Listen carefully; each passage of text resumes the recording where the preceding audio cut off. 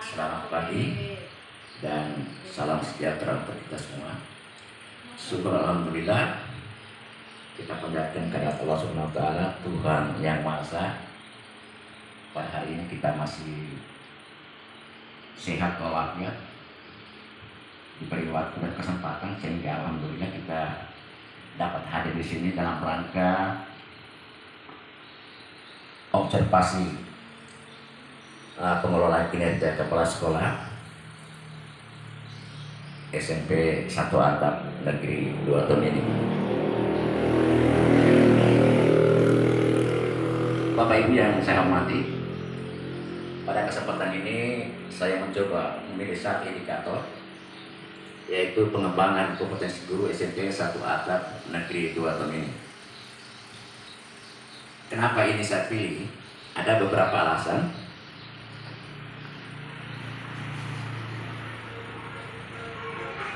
Yang menjadi latar belakang dari dipilihnya indikator pengembangan kompetensi guru ini.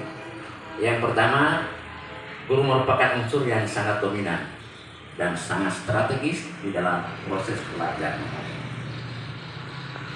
Baik atau tidaknya itu mutu pendidikan atau mutu lulusan, itu ditentukan dari kompetensi guru. Kompetensi lulusan akan baik kalau kompetensi guru atau kemampuan guru di dalam mengajar juga bagus atau baik. Jadi sebenarnya pertanyaannya ada dengan kita. Kita mau bagaimana? Mau apakah? Apa kita akan tetap seperti ini atau bertahan? Atau mau lanjut memperbaiki kinerja kita sebagai guru? Yang kedua, ini mohon maaf, ini adalah hasil observasi dari kenyataan atau yang ada di SMP 1 Atap Negeri 2 tahun ini. Sebagian besar guru atau sekitar 70% belum membuat administrasi pembelajaran tepat waktu, seperti program tahunan atau program semester, analisis hari efektif sekolah dan hari efektif belajar, kemudian analisis KKM, silabus dan RPP. Selama ini yang kita tahu adalah bahwa KKM kita itu adalah 70. Ya, kita kan tidak pernah menganalisis kenapa 70. Nah, untuk itulah perlunya ada upaya atau solusi dari sekolah atau kepala sekolah untuk mengembangkan kompetensi guru dalam hal pengembangan semua kegiatan-kegiatan yang ada kaitannya dengan administrasi guru. Mulai dari analisis hari efektifnya, efektif sekolah, efektif belajar, analisis KKM, sampai terakhir kepada RPP. Yang berikut sebagian besar guru, perkiraannya sekitar 75% belum menerapkan proses pembelajaran yang berpusat pada peserta didik. Rata-rata guru, kalau saya perhatikan, belum menguasai metode-metode yang bervariasi, sehingga rata-rata pembelajaran itu berpusat pada gurunya yang aktif. Padahal harapannya sebenarnya guru itu hanya sebagai fasilitator, ya, untuk mendorong atau memotivasi siswa untuk belajar. Bukan guru sebenarnya yang sibuk, dia hanya memfasilitasi. Guru itu bukan lagi sebagai pengajar, tapi fungsinya sebagai fasilitator. Yang aktif bukan gurunya, tapi siswanya. Tapi kenyataan yang ada, minta maaf, mohon maaf ya, masih sebagian besar yang aktif itu adalah gurunya. Yang berikut, sebagian besar guru, itu sekitar 80%, belum melaksanakan program analisis hasil ulangan dan tindak lanjutnya. Belum ada, saya lihat ada guru yang menyampaikan hasil analisis ulangan hariannya. Setelah dianalisis ada tindak lanjutnya, ada remedi, ada pengayaan. Misalnya ada siswa yang tidak tuntas, kan sebenarnya dianalisis. Setelah dianalisis, kalau dia tidak tuntas, itu perlu perbaikan, program perbaikan pembelajaran. Yang diperbaiki ini sebenarnya bukan cuma siswanya, tapi kemungkinan ada cara atau strategi kita yang mengajar yang mungkin tidak berpusat pada siswa, sehingga tidak fokus dalam belajar. Ya. Karena sebenarnya tidak ada siswa yang bodoh. Semua siswa itu punya potensi untuk menjadi orang-orang cerdas atau orang-orang pintar. Tinggal mungkin apa yang kita sampaikan itu mungkin tidak menarik untuk siswanya. Jadi kita sebagai guru harus kayak inovasi-inovasi untuk mengembangkan strategi atau model-model pembelajaran yang sesuai dengan keinginan atau harapan siswa. Khususnya di dalam kegiatan di dalam kurikulum Merdeka, itu sebenarnya bagaimana kita berupaya agar siswa itu belajar dalam keadaan riang gembira, dalam keadaan senang, bukan dalam keadaan tertekan. Kalau dia dalam keadaan gembira, dalam keadaan riang, pasti semua apa materi yang akan kita sampaikan akan bisa diserap oleh siswa dengan baik. Tapi kalau jiwanya tertekan, ya itu biasanya siswanya agak acuh-acuh. Seperti itu. Ya, lanjut. Alasan yang berikut, ini ada kaitannya dengan visi misi sekolah.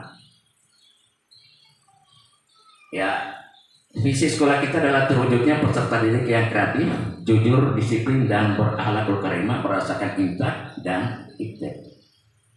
Yang menjadi prioritas utama sesuai dengan visi ini adalah di misi yang pertama, yaitu mewujudkan peningkatan kompetensi pendidik dan tenaga kependidikan.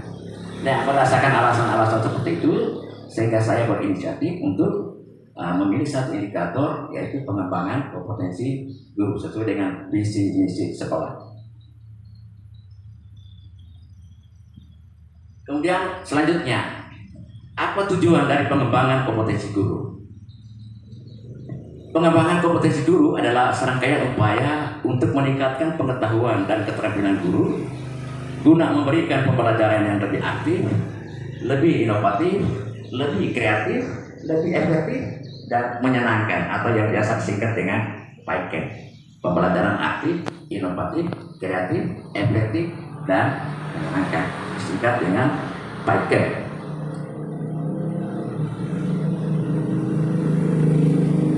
Ya, ini masuk pada materi pokok, yaitu definisi tentang kompetensi. Bisa pikir ini tidak perlu terlalu banyak kita paparkan, dan ini hanya sebenarnya hanya pengetahuan saja.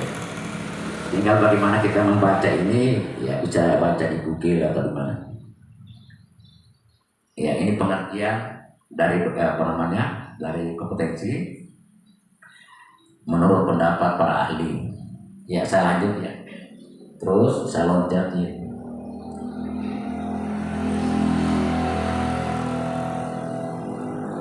Ya, ini juga masih berdasarkan undang-undang. Ada kompetensi sebagai yang dimaksud yang meliputi kompetensi pedagogi, ada kompetensi kepribadian, ada kompetensi sosial, kemudian ada kompetensi profesional. Kompetensi profesional ini diperoleh melalui pendidikan profesi. Seperti PPD ya, kalau di guru ada namanya PPD. Yang honor juga bisa, ya, bukan cuma ASN. Yang honor bisa mengikuti kegiatan atau pengembangan profesi guru ini melalui PPD, asal sudah memenuhi syarat. Salah satunya sudah punya NUPTK.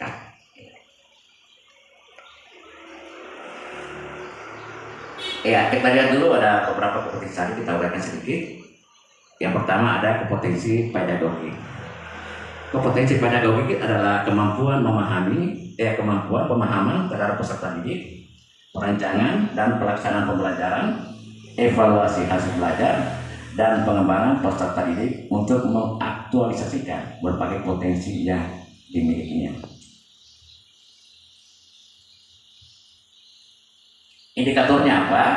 Yang pertama, memahami peserta didik secara mendalam, merancang pembelajaran, melaksanakan pembelajaran, merancang dan melaksanakan evaluasi pembelajaran, dan yang kelima adalah mengembangkan peserta didik untuk mengaktualisasikan berbagai macam potensinya. Ini bisa dikembangkan melalui kegiatan ekstra kurikuler. Ya, kompetensi yang berikutnya adalah kompetensi kepribadian. Kompetensi kepribadian adalah kemampuan personal yang mencerminkan kepribadian yang mantap, stabil, dewasa, arif, dan berwibawa, menjadi teladan bagi peserta didik dan berakhlakul karimah, ya, sesuai dengan visi misi sekolah tadi. Indikator kompetensi kepribadian yang pertama, kepribadian yang mantap dan stabil, bertindak sesuai dengan norma sosial, bangga menjadi guru, ya bukan merasa terpaksa ya, dan memiliki konsistensi dalam bertindak sesuai dengan norma. Yang kedua, menampilkan tindakan yang didasarkan pada kemanfaatan peserta didik, sekolah dan masyarakat, dan menunjukkan keterbukaan dalam berpikir dan bertindak.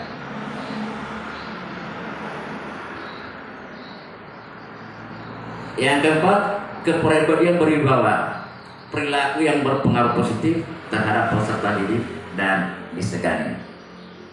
Ini kadang-kadang orang salah paham, kalau mau disegani gurunya harus galak, ya bukan seperti itu ya. Yang kelima, berakhlak mulia dan dapat menjadi teladan, meliputi bertindak dengan norma dan religius. Ya, kompetensi yang berikutnya adalah kompetensi profesional, tenaga kependidikan, orang tua dan masyarakat. Yang selanjutnya, beradaptasi di tempat bertugas di seluruh wilayah RI yang memiliki keragaman sosial budaya. Berikutnya, berkomunikasi dengan lisan dan tulisan. Ya, sekarang bagaimana upaya pengembangan kompetensi guru? Ya, yang pertama, melanjutkan pendidikan ke jenjang yang lebih tinggi. Ini utamanya bagi guru yang belum S1. Ya, kalau kita hampir semua sudah terpenuhi. Tidak ada guru yang bukan S1. Malah ada yang sudah S2, yang belum ada SDD. Kemudian mengikuti pelatihan dan pengembangan kompetensi. Ini bisa dilakukan, bisa melalui PNM. Kalau tidak terlalu banyak makan biaya melalui PNM. Cukup kita siapkan pulsa, siapkan waktu sedikit. Nah, ikuti jadwal pelatihan pengembangan kompetensi guru melalui PNM. Kemudian aktif dalam komunitas profesi guru seperti MGNP. Ya, kalau di kepala sekolah ada namanya MKKS. Kalau guru SD namanya KKD. Kalau untuk gurunya, kalau kepala sekolahnya namanya K3S. Ya, KKKS, ya, K3S. Kemudian melakukan penelitian tindakan kelas. Ini yang hampir belum pernah orang lakukan ya. Kecuali mungkin ada guru-guru yang mau naik pangkat, biasanya melakukan penelitian tindakan kelas. Rata-rata orang bertanya, ini penelitian tindakan kelas ini sulit. Katanya susah cari judulnya. Padahal judul tidak dicari kan. Karena setiap guru yang mengajar itu pasti ada masalah. Masalahnya yang paling mendasar adalah, contoh misalnya untuk mata pelajaran IPS. Rata-rata nilai mata pelajaran IPS untuk kelas 7 misalnya rendah. Nah, itu sudah masalah. Judulnya apa? Upaya untuk meningkatkan nilai belajar mata pelajaran IPS, materinya apa, ya, kalau saya tiba berapa misalnya, kemudian dengan metode apa kita gunakan, nah itu sudah jadi judul. Mungkin dengan metode jigsaw atau dengan teknik apa namanya yang baru kita kembangkan yang belum pernah ada satu inovasi, ya kita bisa ciptakan itu. Mungkin dengan permainan game meningkatkan prestasi belajar anak mata pelajaran IPS misalnya kelas 8 nanti apa dengan game turnamen misalnya, ada permainan kartu. Ini kasus yang ya pernah saya alami pada saat saya mengajar. Ada anak yang suka sekali main kartu. Nah, saya tidak marah. Saya ambil kartunya, saya gunakan untuk bermain, tapi bermain untuk belajar. Apa tujuan pembelajaran yang ingin saya sampaikan, saya tulis di dalam kartu itu. Kemudian jawabannya apa, kemudian saya bagi-bagi, mereka bermain dengan menggunakan kartu joker, kartu apa namanya, joker atau rene itu ya, seperti itu. Kemudian mempublikasikan karya ilmiah. Ini karya ilmiah ini yang dipublikasikan hasil dari penelitian tindakan kelas tadi. Ya, kita publikasikan. Yang terakhir, melakukan studi banding ke sekolah unggulan. Ya, kita tidak usah segan-segan, tidak usah malu-malu. Kalau ada sekolah di wilayah kita yang kelihatannya bagus, maju, tidak apa-apa kita datang ke sana, datang belajar tentang kiat-kiat yang mereka lakukan. Kenapa sekolah itu bisa maju? Apa yang mereka lakukan? Tidak apa-apa kita kirim, sambil kita perbaiki. Kita ikut model belajar peniru nomor 1 di dunia. Hampir semua yang ada di Jepang itu adalah hasil tiruan dari negara-negara lain yang sudah maju. Tapi bukan ditiru begitu saja, ya, diperbaiki. Contoh, dulu ada kereta api tercepat itu adalah buatan Jerman. Kemudian bangsa Jepang meniru sekolah kita. Kita mau kembangkan kompetensi guru dengan melalui pelatihan-pelatihan yang menggunakan anggaran. Ya, anggaran dana bos kita terbatas. Kemudian kurangnya fasilitas dan akses, ya, khususnya akses internet dan fasilitas-fasilitas lain. Ya, kalau di SMP 1 atap ini bukan hal yang baru. Ya. Hampir semua SMP 1 namanya itu pasti punya kendala seperti ini. Yang berikutnya, kesulitan mengelola kelas inklusif. Ya, kelas inklusif ini maksudnya kelas yang menampung siswa-siswa yang punya keterbatasan secara fisik tadi. Kesulitannya di mana? Kalau misalnya siswa itu bisu, ya kan pertanyaannya kira-kira bagaimana kita mau mengajar anak-anak yang bisu?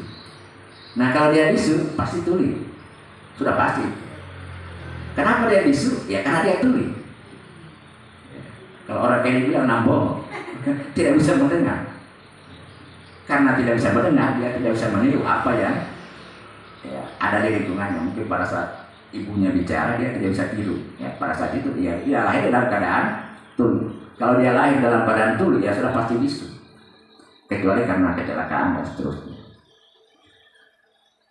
Kemudian minimnya insentif dan penghargaan, ini sudah pasti. Sekarang kan honor kita dibayar melalui dana Honda. Ya, 400 berapa? 450 ya? Iya. 450 sekitar 400-an per bulan. Ini sangat minim sekali. Kemudian kurikulum dan kebijakan yang kerap berubah. Nah, ini kurikulum ini kan selalu berubah. Kita setengah mati mengikuti perkembangannya. Belum tuntas yang satu, muncul lagi yang baru. Belum tuntas ke-13, ya muncul kurikulum Merdeka. Ya, padahal sebenarnya kurikulum Merdeka itu juga penyempurnaan dari kurikulum ya 2013. Cuma kita kadang-kadang salah mempersepsi ini jangan-jangan ini kurikulum baru lagi, padahal sebenarnya tidak baru. Pengembangan. Kemudian padatnya jadwal mengajar. Ya, alhamdulillah di sekolah kita ini tidak ada guru yang mengajar lebih dari 24 jam. Kalau ada sampai 30 jam atau 36 jam berarti tidak ada waktu lagi. Bayangkan kalau 36 jam dalam satu hari dia mengajar 6 jam. Ya, kapan waktunya untuk mengembangkan kompetensinya? Kemudian resistensi guru senior terhadap metode baru. Ya, resistensi ini dari bahasa Inggris, resistance. Ya. Resistensi itu maksudnya sikap menolak, sikap menentang setiap aturan-aturan baru yang diperlakukan.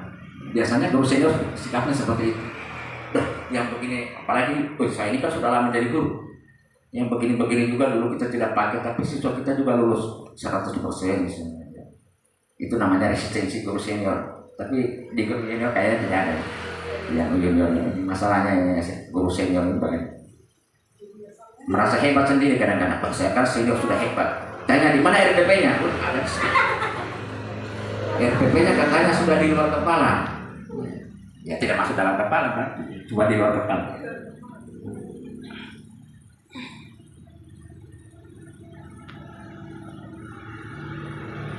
Ya, kemudian bagaimana kriteria atau ciri-ciri guru profesional? Saya yakin kita semua sebagai guru berharap dan ingin menjadi guru yang profesional. Ciri-cirinya bisa dilihat. Yang pertama, memiliki akhlak dan juga budi pekerti yang luhur, sehingga bisa memberikan contoh yang baik kepada anak didiknya. Ciri yang berikut, memiliki kemampuan dalam mendidik, juga mengajar anak didik dengan baik. Nah, kita bisa introspeksi diri masing-masing. Sudahkah kita begini? Tanya pada diri sendiri. Kemudian menguasai materi pelajaran yang dijelaskan dan diajarkan dalam proses belajar mengajar. Mempunyai kualifikasi akademik serta juga latar belakang pendidikan sesuai dengan bidang tugasnya. Kalau ini hampir semua kita sudah punya. Kemudian menguasai dan memahami berbagai administrasi kependidikan, contohnya seperti RTP, silabus, kurikulum, KKM, dan lain sebagainya, seperti yang sudah dipaparkan sebelumnya. Kemudian memiliki semangat serta motivasi yang tinggi dalam mengabdikan ilmu yang dimilikinya kepada semua anak didiknya. Selanjutnya, tidak pernah berhenti dalam belajar dan juga mengembangkan kemampuan. Jangan pernah berhenti untuk belajar, karena ilmu itu selalu berkembang. Apa yang sudah kita anggap baik hari ini belum tentu baik untuk hari esok. Setiap ada perkembangan baru, mari kita selalu berusaha untuk mengikuti perkembangan. Ya, selanjutnya mengikuti diklat serta pelatihan guna menambah wawasan dan juga pengalaman. Diklat ini kan ada bermacam-macam, ada yang gratis, ada yang berbayar. Kalau kita tidak mampu ikut yang berbayar, carilah yang gratis. Tapi saya yakin juga tidak ada yang gratis. Karena walaupun kita misalnya mengikuti pelatihan melalui PMN, ya mungkin dengan gratis ditawarkan, tapi perusahaannya tidak gratis. Ya kita ya. Jadi salah orang bilang tidak ada sebenarnya yang gratis. Ya. Kemudian aktif, kreatif, dan juga inovatif dalam mengembangkan pembelajaran. Ya, berikut selalu up to date terhadap suatu informasi atau masalah yang terjadi di lingkungannya. Menguasai iptek, ya. Contohnya komputer dan internet. Dan alhamdulillah di kalangan kita sudah tidak ada lagi yang gagap dengan barang-barang seperti ini. Semua saya lihat jago-jago. Ya. Yang ketinggalan kepala sekolahnya, kadang-kadang harus tanya dengan dulu, bagaimana begini, bagaimana begitu. Ternyata cuma begini dan begitu. Kemudian gemar dalam membaca sebagai alat dalam penambah wawasan. Ini kalau saya perhatikan, hampir semua kita gemar membaca. Kepala sekolah gemar membaca, guru gemar membaca, siswa gemar membaca, tapi yang dibaca BA. Ini yang masalahnya. Gemar sekali kita habis setiap satu kali, apalagi ini. Padahal banyak ilmu yang ditawarkan ya lewat Google kan banyak. 3 detik saja kita tidak tahu ya. Contoh, ada satu kesulitan mengajar, misalnya kita sulit mendefinisikan suatu materi tentang apa yang akan kita ajarkan di mata pelajaran yang kita mau ajarkan, di matematika, IPS atau sebagainya. Ya, sebenarnya kan tinggal cari di Google. Contoh pengertian tentang suhu udara kalau IPS, ya Google langsung jawab, bisa pakai suara kan kita. Gampang belajar. Kemudian tidak pernah berhenti untuk terus berkarya. Berkreasi dalam hal pendidikan, misalnya membuat PTK bahan ajar.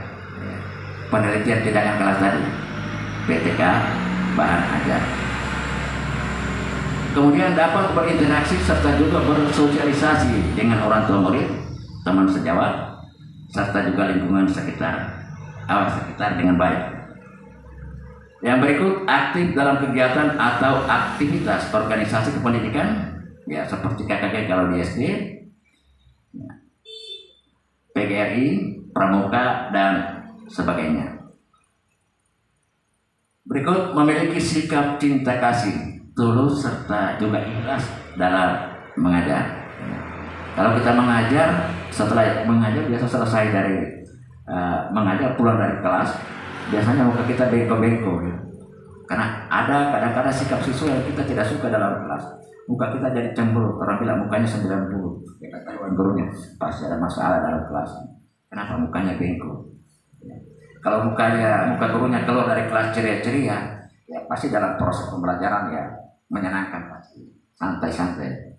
Itu ketahuan itu. Kepala sekolah bisa mendeteksi itu. Kalau ada guru keluar dari kelas mukanya bengko-bengko, ya pasti ada masalah di kelas.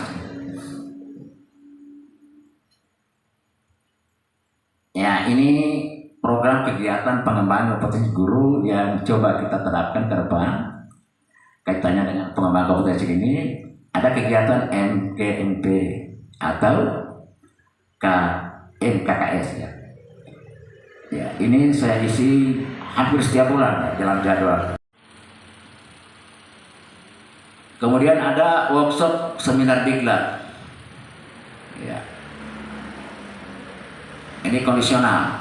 disesuaikan dengan surat undangan.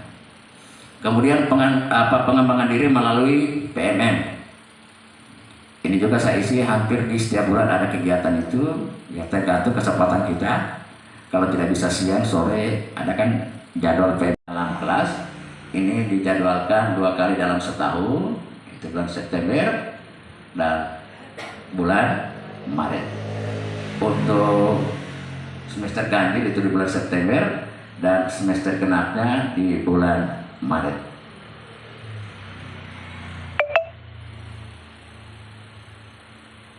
Ya, yang terakhir adalah terima kasih. Berarti sudah selesai paparan-paparan tentang apa yang akan kita lakukan, atau kita laksanakan kaitannya dengan pengembangan kompetensi guru. Nah, untuk itu saya minta kalau ada tanggapan atau mungkin ada pertanyaan yang ingin disampaikan, ya saya buka kesempatan kita berdiskusi menyelesaikan masalah kalau itu ada masalah kaitannya dengan pengembangan kompetensi guru. Mungkin ada masalah di dalam proses belajar mengajar, ya silakan kita diskusikan bersama. Ya silakan.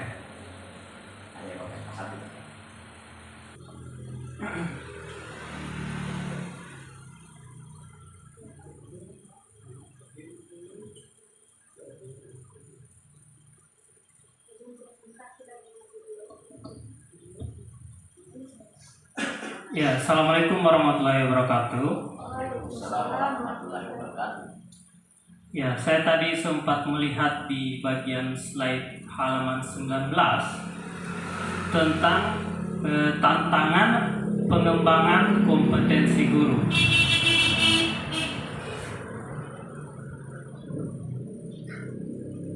Ya. Ya, bisa dilihat di situ ada beberapa tantangan kompetensi guru. Nah, salah satunya adalah keterbatasan anggaran. Nah, kita ketahui bersama, salah satu masalah utama di sekolah-sekolah kecil adalah keterbatasan anggaran.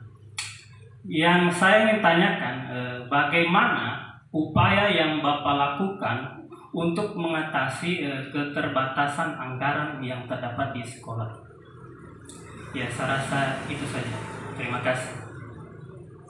Langsung saya jawab atau saya satu-satu? Ya, satu-satu saja. Ini masalah keterbatasan anggaran yang poin pertama tentang tantangan pengembangan kompetensi guru. Kalau yang ditanyakan tadi bagaimana solusi sekolah atau kepala sekolah untuk mengatasi keterbatasan anggaran ini, ya sebenarnya dana BOS kita itu kan sangat minim dalam hal peningkatan kalau digunakan untuk anggaran pengembangan kompetensi guru. Tapi bukan berarti kita harus menyerah begitu saja. Bukan berarti kegiatan itu tidak bisa kita lakukan. Bisa kita lakukan dengan cara meminimalisir kira-kira anggaran mana, kegiatan mana yang paling rendah anggarannya atau paling kurang anggarannya. Nah, salah satu solusi yang bisa ditawarkan adalah dengan mengikuti kegiatan pengembangan diri melalui PMM. Itu kan anggarannya ya kecil. Nah, saya sudah programkan itu, kita tinggal membeli paket internet. Boleh kita duduk bareng, guru dengan kepala sekolah boleh duduk belajar bersama, disesuaikan dengan jadwal kegiatan itu. Tinggal kita menyisihkan waktu sesuai dengan jadwal yang ada. Kalau jadwalnya sore, asal kita rela berkumpul sore, kita tinggal tentukan tempatnya di mana. Di rumahnya kepala sekolah boleh, di rumahnya guru boleh. Tapi yang utama dari pilihan itu kita cari guru yang banyak kue. Ya, supaya kalau kita belajar di sana sambil makan kue. Ya, itu saya cuma bercanda. Ya, mungkin ada lagi masalah lain atau kesulitan lain yang ingin disampaikan, ingin ditanyakan. Ya, masih ada juga kalau yang mau gratis sebenarnya. Tidak juga gratis sebenarnya, karena satu bulan tadi tidak ada yang gratis. Di Google banyak, tinggal baca. Kalau lihat PNN kita pasang telinga, pasang mata mendengar. Tapi kalau di Google kita materi apa yang kita mau cari, tinggal ketik di Google. Yang penting mampu membaca. Ya, dibaca. Saya hampir setiap saat kalau ada waktu, entah itu pulang sekolah atau malam, sebelum tidur ya saya selalu buka-buka itu, buka Google apa yang mungkin kendala apa yang saya kompetensi kepala sekolah. Ya, ada lagi barangkali? Silakan. Mengembangkan kompetensinya lewat yang berbayar-bayar, ya beli pokok anak tidak cukup, ya beli kebutuhan di rumah juga tidak cukup, mau pakai beli pulsa lagi, sehingga antisipasinya tadi sekolah yang menanggulangi kalau cuma masalah pulsa. Kalau cuma uang transfer, kalau yang pendek-pendek ya asal jangan yang jauh-jauh, ya, terlalu jauh transfernya. Yang penting masih ada yang bisa bisa diselipkan anggarannya. Nah, kalau kita mengajar di kelas itu siswanya selalu gembira, ya, tidak monoton, pasang mata matanya melotot seperti ikan dijual di pasar, ya kan? Banyak guru yang ngomel, itu siswa saya waktu saya masuk matanya melotot kayak siswa apa kayak ikan yang dijual di pasar. Ditanya tidak jawab, disuruh menjawab juga tidak menjawab, disuruh bertanya juga tidak bertanya, cuma matanya yang melotot. Ya, itu kadang-kadang keluar dulu seperti itu. Ya. Ada mungkin yang punya masalah seperti itu.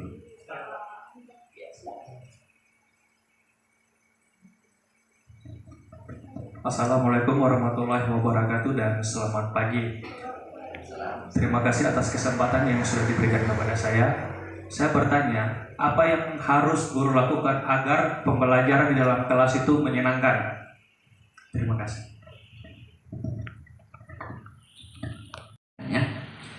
Sebenarnya guru profesional itu dituntut untuk menguasai berbagai metode. Jangan cuma satu metode. Kalau misalnya dengan metode diskusi kadang-kadang mungkin membosankan bagi siswa, kita bisa cari metode-metode lain yang membuat siswa itu belajarnya tidak monoton atau hanya sebatas di kelas-kelas saja. Ya, mungkin bisa belajar di luar. Saya punya pengalaman dulu waktu masih jadi guru. Ada satu metode atau cara atau strategi yang saya kembangkan sehingga siswa itu tidak bosan di dalam kelas kalau saya ajar. Ya, kadang saya bawa keluar belajar di luar kelas. Nama permainannya dulu saya masih ingat ya. Namanya metode lacak dunia. Lacak dunia ini maksudnya begini. Setiap tujuan pembelajaran yang kita sampaikan di dalam kelas, misalnya menjelaskan pengertian tentang cuaca, menjelaskan pengertian tentang iklim, memberikan perbedaan antara iklim dengan cuaca, kemudian menjelaskan unsur-unsur yang berpengaruh terhadap iklim dan cuaca. Nah, kalau itu dibahas dalam kelas ya kadang-kadang kan siswa bosan. Apalagi kalau diceramai, lebih bosan lagi. Cuma pasang mata, melotot dengan apa yang disampaikan guru. Kalau siswanya tidak tahu mungkin sedikit dikasih cubitan atau apa. Ya itu kadang-kadang siswanya kan ngomel. Ya. Bisa dibawa ke luar ya, dengan metode lacak dunia tadi. Caranya, setiap soal atau indikator yang ingin kita mau gali dari siswa, kita gantung di pohon-pohon. Ya, bukan soalnya, jawabannya ya. Jawaban dari indikator atau materi yang akan kita sampaikan itu kita gantung di pohon. Sebanyak pohon yang yang ada di sekitar halaman sekolah kita. Kemudian siswa ditugaskan secara berkelompok untuk mencari jawaban itu sesuai dengan pertanyaan atau soal yang ada di tangan kelompoknya. Nah, bisa jadi pada saat mencari atau melacak jawaban itu bisa jadi salah pilih. Jadi kalau salah dalam memilih diberikan sanksi, sanksinya bukan hukuman fisik ya. Sanksinya juga menggembirakan, menyanyi. Kan enak kalau cuma disuruh semuanya. Tidak ada sanksi fisik yang diberikan. Metode ini sebenarnya saya modifikasi dari metode mencari pasangan. Ada satu metode atau strategi belajar di dalam kelas itu namanya mencari jodoh. Ya, mencari jodoh. Jadi kalau salah pilih jodoh, ya salah pilih jawaban maksudnya. Saya modifikasi dengan saya beri nama lacak dunia. Prosesnya bukan di dalam kelas tapi di luar. Tapi jangan juga terlalu jauh-jauh. Saya mau pakai metode itu. Metode apa? Lacak dunia. Siswanya semua saya bawa ke pantai. Kalau tenggelam nanya orang gimana? Bisa Pak? Manakala masih ada lagi yang lain, ada yang bisa ada keluhan-keluhan. Yang intinya adalah bagaimana kita mengajar itu terfokus pada siswa dan siswanya belajar dalam keadaannya tidak tertekan, selalu gembira. Saya sering menyampaikan ada apa namanya yang biasa saya sampaikan itu adalah jadilah guru yang dirindukan siswa. Guru yang dirindukan siswa itu bukan berarti harus ganteng atau cantik, tidak. Tapi guru yang memahami karakteristik peserta didik.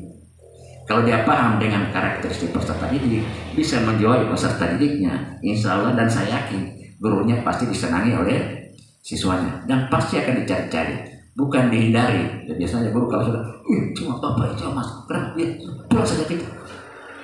Kenapa mau bosankan? Kadang-kadang seperti bikingan tuh.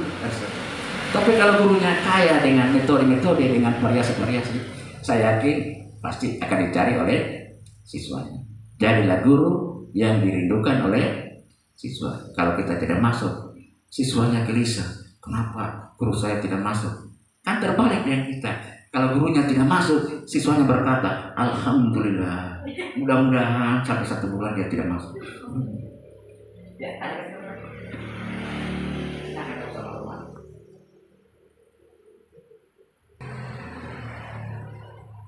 Ya, kalau tidak ada, mungkin diskusi kita cukupkan sampai di sini. Tapi bukan berarti tertutup. Ya, kapanpun dan dimanapun kita bertemu, mungkin di sekolah atau di mana saja. Kalau ada masalah, silakan dikomunikasikan, jangan didiamkan. Kalau didiamkan nanti jadi penyakit. Disampaikan dengan teman sejawat, keluhan-keluhan itu, ya karena teman sejawat itu adalah teman dalam belajar. Kemudian disampaikan dengan kepala sekolah. Kalau kepala sekolahnya terlalu sibuk dan tidak mau diajak berkomunikasi atau bertukar pikiran tentang itu, sampaikan, Pak, berhenti saya jadi kepala sekolah. Sudah, tidak ada lagi. Oke, kita tutup sampai di sini dan saya akhiri. Terima kasih atas segala atensinya.